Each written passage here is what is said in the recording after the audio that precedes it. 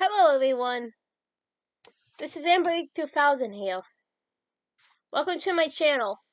Well, I play a variety of games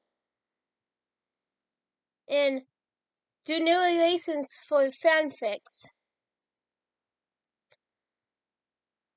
I'm really hoping you enjoy my content. If you do, make sure to comment below, leave a like, and subscribe with the notifications on.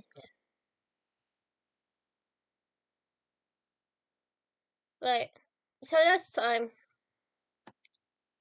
this is AmberAnkNA. Welcome to my channel. So, hi. The Black Veil Lady. October 7th, 2023. Some grave sites were in dire need of care. Weedy, unkempt grass and faded. Crumbling epithets were commonplace. Fallen branches, dead leaves, and overgrown shrubbery littered the area. The black steel fencing around the graveyard had fallen in spots. An eerie spectacle ambience was supplemented by the off-centered worsted interest sign that loosely creaked in the cool autumn breeze. It looked as though it could fall off its mount at any moment. No cemetery was a desirable place to be for most people, but the Cave Bay Cemetery was different, to an extent. One grave drew a sizable crowd on a particular night each year, every October 7th. The Black Veil Lady visited. At least that was the rumor. Most paid no attention to it directly, labeling the entire spectacle as a kid's ghost story. Nobody had ever captured a video or even a still shot of the lady, so it became myth in the minds of the locals. Despite the disbelief of the townspeople, everyone still celebrated the event as a sort of kickoff to the Halloween season, even if they didn't make it to the graveyard that evening. Cave Bay itself was mostly a dead town. Only those fortunate enough to telework, teach in the local school system, work in the healthcare industry, at the hospital, or work in the shipping, receiving trade found its prosperous enough to live there. Most families who once called the Bay Area home for many generations had left when the fishing industry tanked. The economy was ultimately shadowed by a wealthy local family who exploited the town and everyone in it. For the past decade or so, the small mouse absurdity existed mostly to support the Blackwell community, a private school dedicated to science and the arts. Just like in previous years, the wind suddenly begun to howl, kicking up leaves and small debris, causing the interest sign to harshly sway. Gathered groups standing around the perimeters of the cemetery were forced to hunker down to weather the stroll-like gusts. Most had their cell phones out ready to capture the moment, since nobody ever had. They sorted and huddled together for a minute or so until the wild wind died down to a There she is! A sorry-faced, red-headed teenage girl named Tabathia shouted, pointing the gravestone's direction from the rolled-up car window on the passenger side. Unlike other groups, Tabathia's was much more prepared. Her blonde girlfriend, Sarah, had broken the rules, parking inside the gate, far enough away for the group to feel safe, but close enough to get a good look. They always wanted to be there when the Black Veil Lady showed up, but were too scared before recently. Since it was their senior year, the group mustered up the courage with a strength and numbers of posts. And for Tabasha, particularly, she was ready to prove to the world that this being actually existed.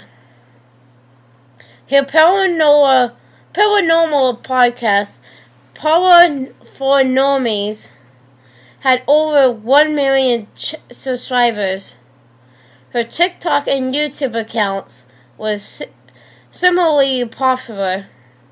At Background Academy, she had redefined an artistic genre of photography and videography, utilizing her technical skills to live stream, photograph, and develop commentary around spooky events in the Pacific Northwest.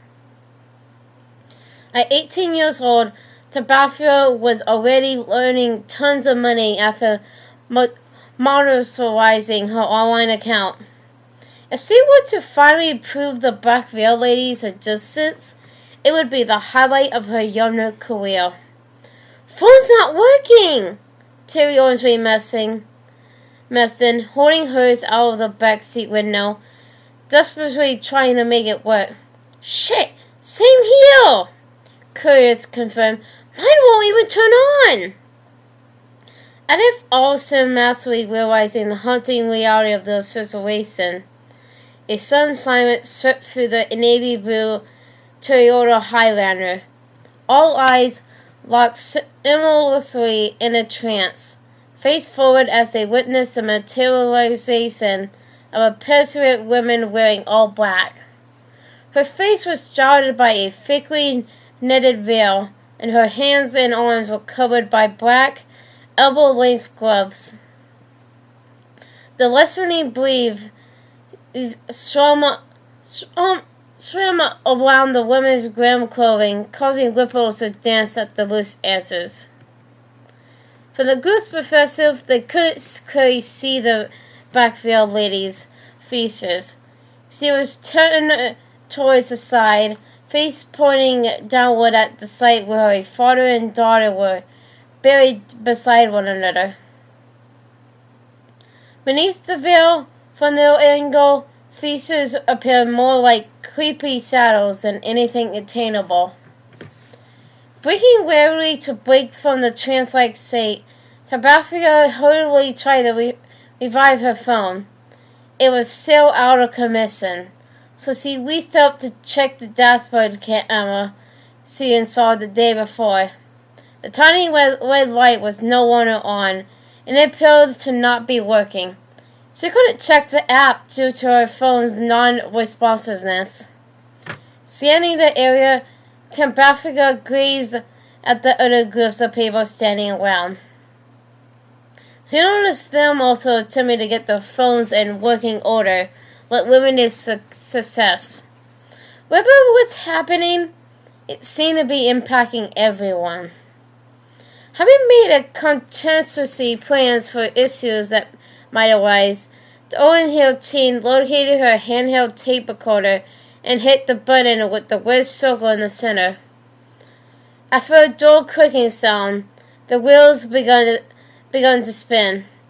She brought it close to her lips and started speaking.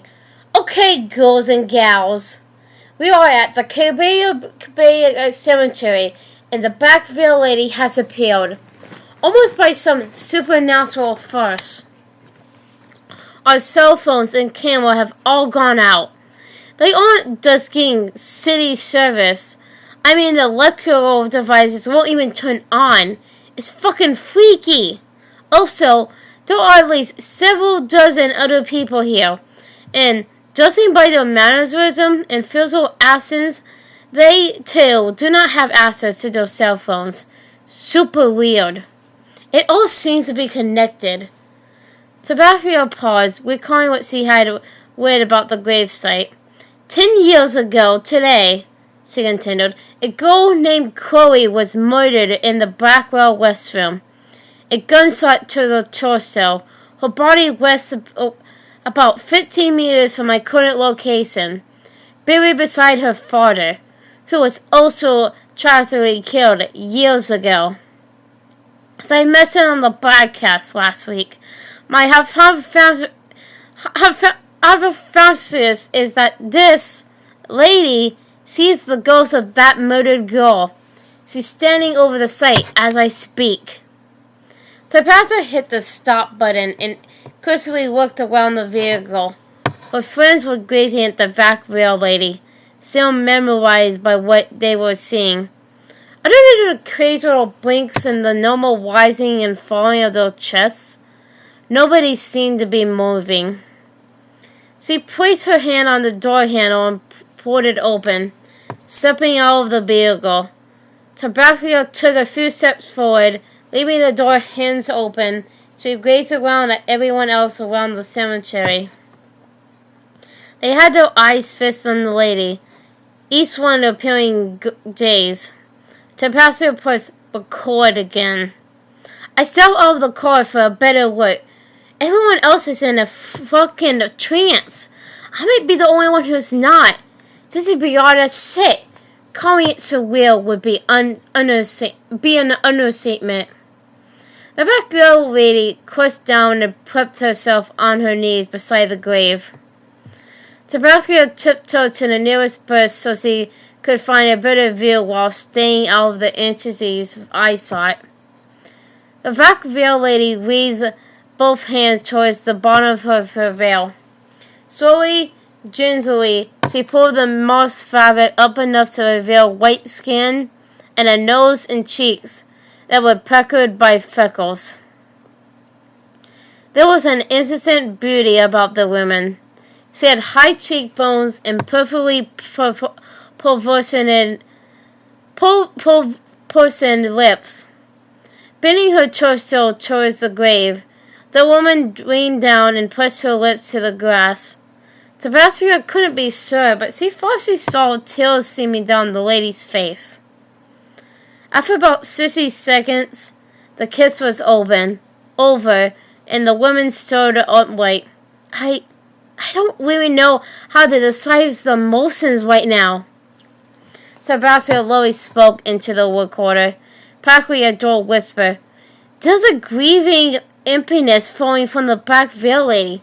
This is certainly haunting and spooky, but it feels more heartbreaking than ghostly. I don't even know. So, suddenly the black veil lady lifted her veil all the way up and swiftly tilted her head in Tabasco's direction, locking eyes with the redhead, causing her to stumble backwards. Fuck!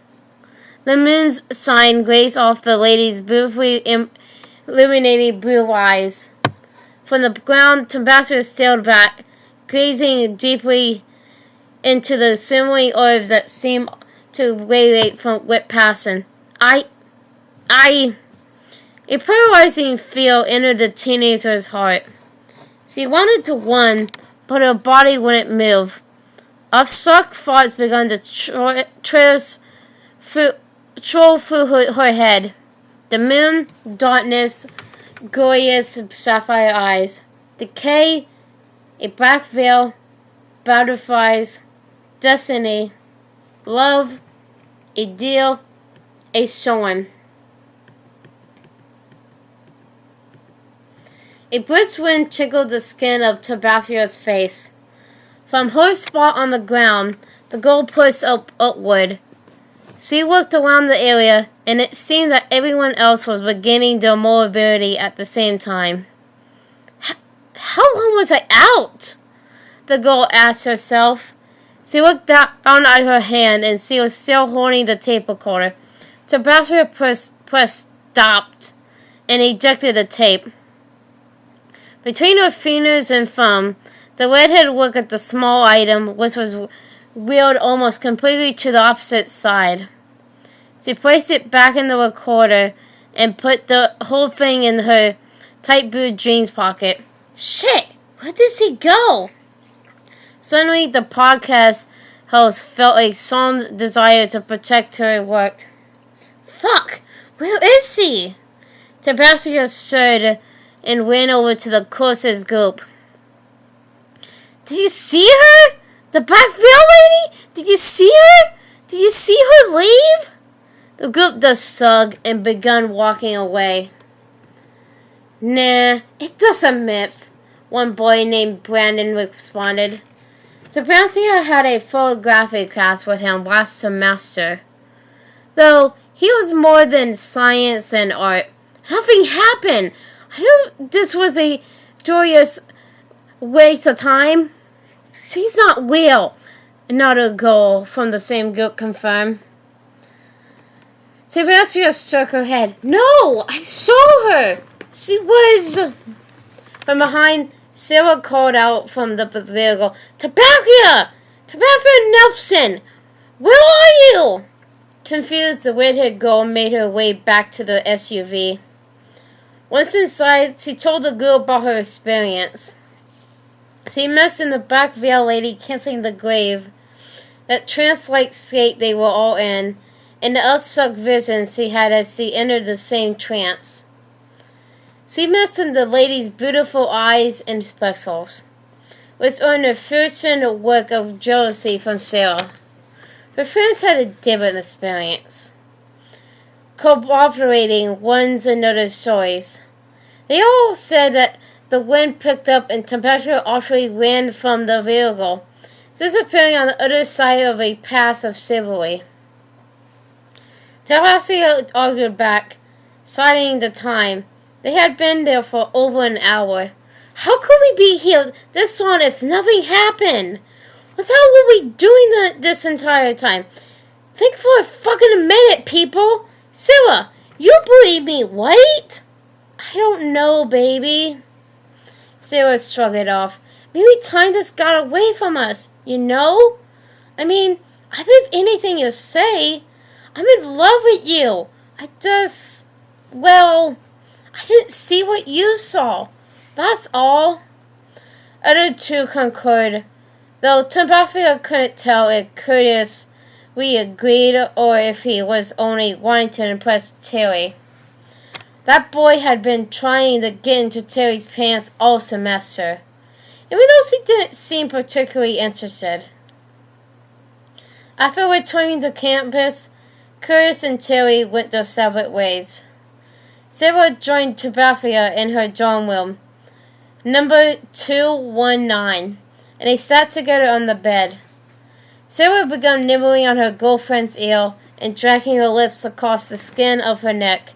You want me to stay tonight? We could, Tabacchia moved away. Please don't take offense, Sarah, but I need to be alone tonight. I'm sorry. Sarah's story stirred, disappointed. Okay, no problemo. No offense taken. My love for you isn't frail. Plus, I'm pretty fucking beat. My bed is calling my name. Are you okay, though? I know tonight was a big deal for you. I'm sorry it didn't go as planned. It's fine, Tabacchia responded. I love you. Love you, too. The young couple give each other a peck on the lips and a warm hug. Sarah needed to be headed to her own dorm room, and Tabacchia shut the door behind her. As she was taking off her clothes to put pajamas on, she flipped the tape recorder in her pocket. Oh, shit! Anxious, Tabacchia tried to get the device out. When she did, she hit the rewind button and waited for it to spin back to its starting position. Quickly, she pressed play. Her voice was the first to be heard upon playback. Okay, guys and girls. We are at the Cato Bay Cemetery, and the Black Veil Lady has appeared. Almost by some supernatural force, our cell phones have gone out. They weren't just getting city service. I mean, the electrical devices were not even turned on. It's fucking freaky. Also, there are at least several dozen other people here, and judging by their mannerisms and physical actions, they, too, do not have access to their cell phones. Super weird. It all seems to be connected. 10 years ago today, a girl named Chloe was murdered in the Blackwell West Room. A gunshot to the torso. Her body rests about 15 meters from my current location, buried beside her father, who was also tragically killed years ago. As I mentioned on the podcast last week, my hypothalamus is that this lady, she is the ghost of that murdered girl. She's standing over the grave as I speak. I step out of the car for a better look. Everyone else is in a fucking trance. I might be the only one who's not. This would be odd shit. Calling it surreal would be an understatement. I don't even know how to describe the emotions right now. There's a grieving emptiness flowing from the girl, from the black veil lady. This is currently spooky, but it feels more heartbreaking than ghostly. I don't even know. So, fuck. An odd resemblance of wobbled, wonky, unfamiliar noise followed. Tabitha pressed fast forward, but only heard the same sounds. She moved the tape forward, then pressed play repeatedly. The podcaster continued with the same process until she was nearly at the end of the tape. Finally, she heard something. A tiny, slow-paced, tender voice began to speak. Chloe! It's Max! Again!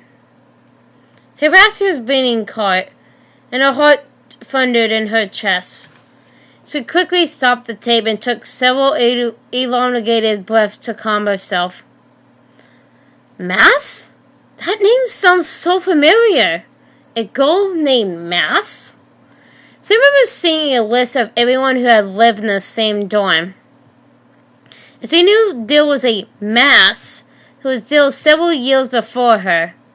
The name stood out because she had only met one other with the same name, and that person was a boy. Tabascia opened her laptop and searched for the year Chloe was killed. She typed, Blackwell Academy, murder, Chloe.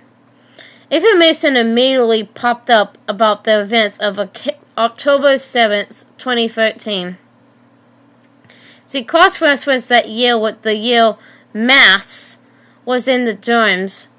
Everything masked up. Holy shit! Max Caulfield and Chloe Price! I wonder if they were more than friends. In her head, Tabitha imagined losing Sarah in such a horrific manner. If Max loved Chloe even half as much as I love my girlfriend, that loss had to be fucking brutal. She almost cried just thinking about the whole thing. Tabitha closed her laptop and picked up the tape recorder, pressing play once again. I miss you so much, Chloe. I'm still trying so hard. I will find a way to bring you back. I have to. With her palm, Tabitha wiped the tears that began trickling from her eyes. I have more control now. You will be so proud. I wish you were here to see me. You have no idea how hard I'm trying. It's taking everything I have inside of me, but it will be worth it to see your beautiful, pissed off face again. Chloe, I will never give up on you. I never again leave you. We Max and Chloe, remember? We always together, even when we're not. Sebastian could hear herself audibly sobbing. She held her hand over her mouth, though it did no good. I'm close, Chloe. I'm so close now. We'll be together soon. Promise. The tape made a chuckling sound followed by silence. The orange-haired teenagers fell back on her bed, the same one Max once slept in. Shuttled in the fetal position. She could imperfectly sense Max's sorrow. It was a dark, depressing horror. Despite the hopefulness in the Black Veiled lady's voice, Sebastian didn't feel really optimistic. After at least half an hour of bawling, the podcaster pushed up. She could finally bring herself to dance readily again. Though she sat in deep contemplative thought. She had no idea what happened back at the gravesite with the trace in electronics. She didn't know how the Black Veil Lady, Mass Caulfield, could materialize, then disappear at will. But it apparently had something to do with her love for Chloe. She could hear that desperate love in her voice. The browser had considered her online content and shook her head. All of a sudden, none of it seemed to matter. The only thing that did matter was pure love. She took the set she had recorded for her podcast and broke the tape with her finger, effectively destroying it. She felt guilty about blowing her girlfriend off earlier, so she picked up the phone. After 2 rings, Sarah answered. "Hey, baby! What's up?" Her voice was cute and raspy, like she had been asleep but pretending she hadn't. "Hey, Sarah, I just wanted to tell you. I love you so damn much. You know that, right?" "Of course I do." "Can you come over? I need you right now." "Say no more. I'm on my way." Well, this damn. Hi everyone. This is Emily 2000 again. Well, I hope you enjoyed the video. Because, I really did enjoy making it. But, so I hope you enjoyed it. Comment, like, and subscribe with the notifications on down below. Till next time, bye!